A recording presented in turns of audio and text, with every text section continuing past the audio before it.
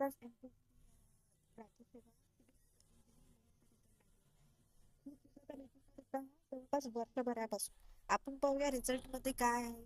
Result मध्ये ओपनचा cut off दिला आहे, ओबीसीचा कट ऑफ दिला आहे, एससी एसटी आणि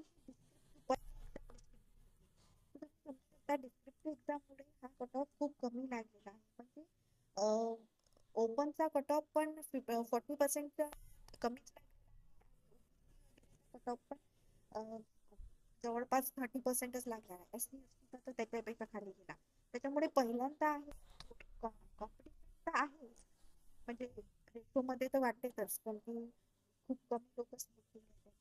पण जे आहे descriptive exam त्याच्यामुळे आपल्याला याच्यावर राज्यसेवेचा कट ऑफ याच्यापेक्षा पण ड्रास्टिक राहू शकते.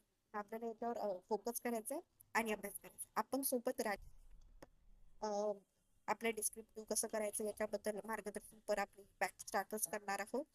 ती सगळी फ्री राहिला, काहीच इथे पेड नसते.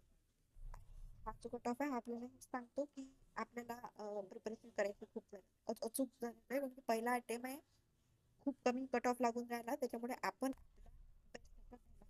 सोबत कट ऑफ तुम्हाला करून दाखवते.